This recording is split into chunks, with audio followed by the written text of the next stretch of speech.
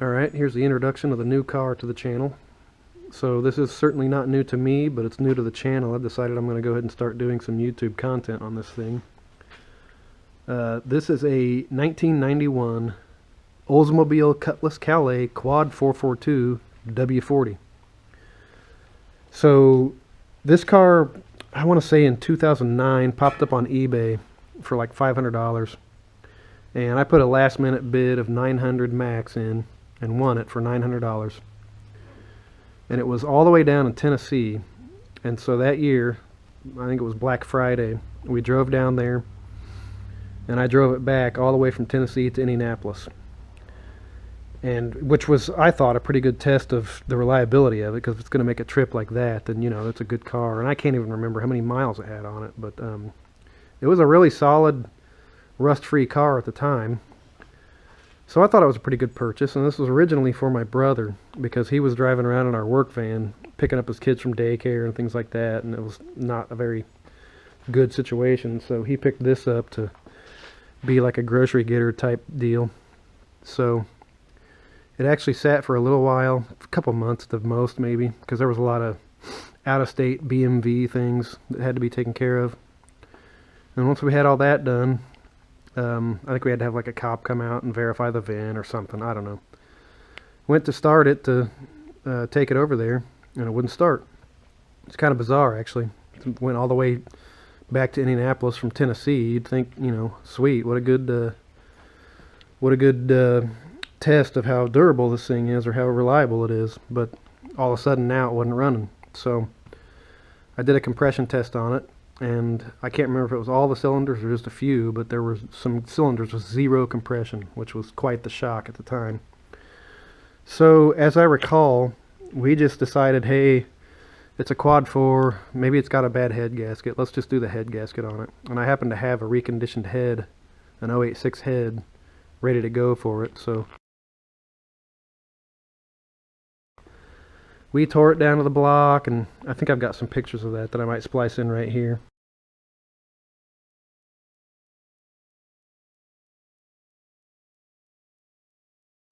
And did the head gasket on it, and upon doing so we learned that somehow this thing had jumped time, or the timing chain tensioner had somehow failed, and it caused all kinds of damage to the engine. One of the cam gears was cracked. The end of the cam, the locating dowel on the cam was cracked. And the head was in really bad condition. There were cracks between the valves, which I know it's an 086, they always have that, but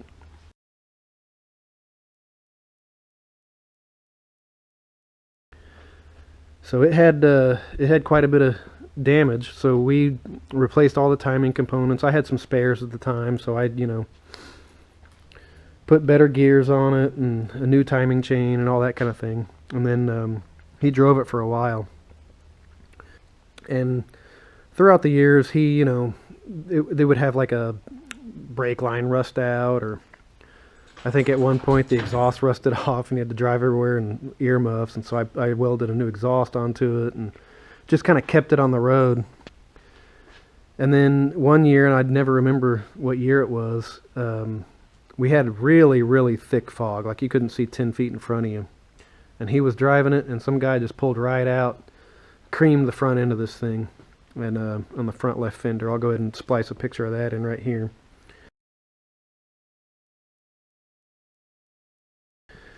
And so it kind of sat for a while, and then I took it upon myself to put this fender on it, and this bumper cover, headlight, valence, basically kind of redo all this. And it's really a band-aid. The inner fender there's still pretty mashed up, but it's not too bad, really. I mean, obviously if I can get it looking like this just by putting new body panels on it, then it must not have been that bad, but it's not perfect.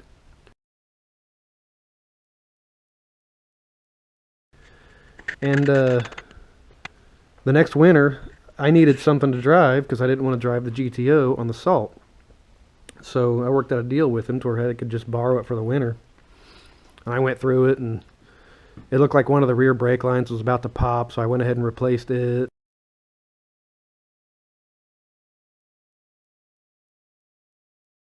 just kind of went through the whole thing, making it roadworthy. And drove it that winter, and everything was great. And then the next year, I was like, you know what? It seems like you've kind of lost interest in this thing. Why don't you just sell it to me? So he did, and now it's officially my car. And so yeah, I mean, that's pretty much the story of how I acquired this thing and the history of it, at least in regards to me.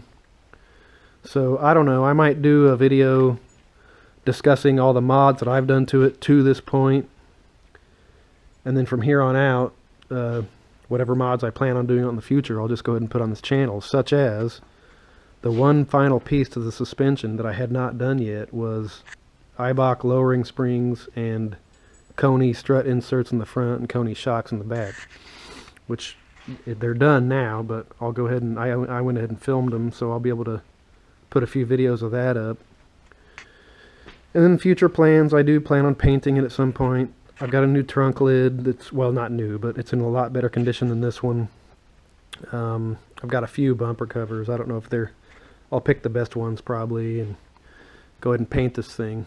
I'm planning on painting it black because I've actually got a really nice burgundy leather interior out of my old Silver International series. And it just doesn't go good with red, so it's either silver, white, black. There's very few colors that'll go with a burgundy interior, so I figure why not paint it black to be like the GTO. And so those are the plans. Paint it black, install the maroon leather interior, and then at some point I do have some parts that I'm acquiring to build a new engine for it. I got a crank kit, I've got a set of Eagle rods, I do have some HG2 cams that I'd like to use. I'll have to figure out tuning for those, but that shouldn't be a big deal.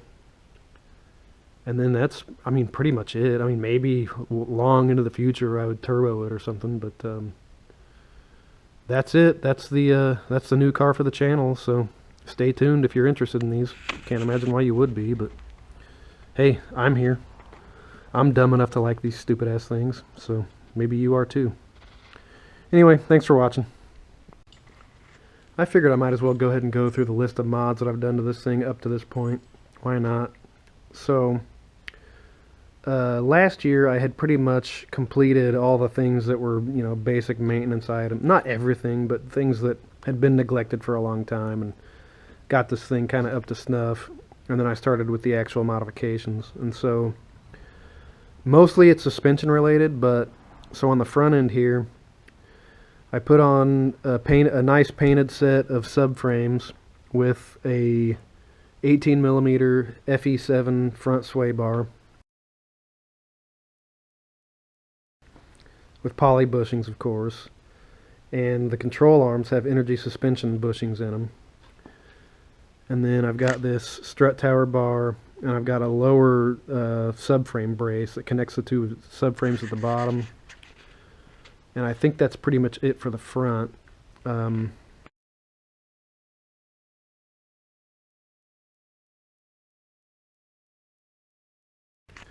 got 14-inch SCX wheels on this thing with, what are these things called? Riken Raptors, and the original tire size for the Calais. Interior wise, not a lot going on in here. I do have, these are the seats out of, that looks real nice. These are the seats out of the 93 Grand Am GT. They're actually a lot more comfortable than the original Calais seats, but they don't really match all that well, but I'm not really concerned with that. That is an I believe that's an SCX steering wheel. And then I think that's pretty much all that's going on in the interior here. Oh, I do have, I have installed a Rodney Dickman, the thing that makes the shifter, takes away the slop from it. It's not really that great. It still has a lot of slop in it, but then I've also got the short shift arm. So that's not, you know, that's quite short throws compared to stock, of course. So that's pretty much it for the interior. And then back here in the rear end is where I've really done most of the work on this thing. So last year, I pretty much stripped this entire back half of this car. I took the axle out, the exhaust off, the gas tank off, everything to expose the underside of this body. Try to take care of all this rust and patch those wheel wells, and they had a little bit, little holes in them, so I cut that out and patched them with new sheet metal.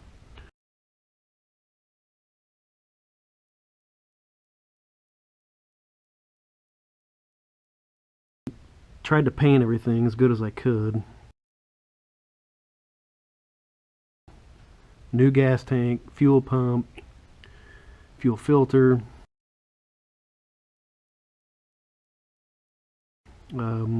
What else?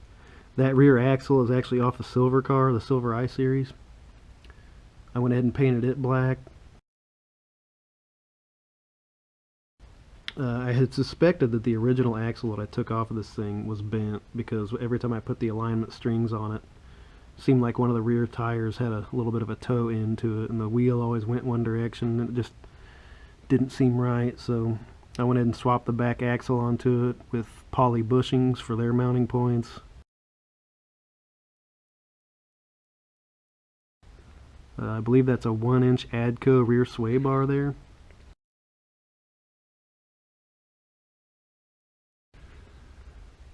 New hubs, brakes, parking brake cables.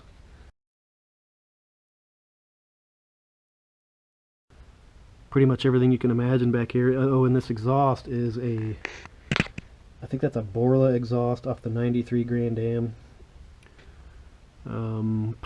What else? Obviously you can see the conies and eye box. You'll see those actually get installed in upcoming videos. So yeah, that's pretty much it for the mods that I've done up to this point on this car. So thought I'd go through those so you knew the status of this car currently, but that's that. So I guess let's start right off by showing how to install the conies in the rear or the front. I don't know which one I'll show first, but I've got all the footage. I'll just have to throw it all on the cutting room floor and see what comes out the other end. So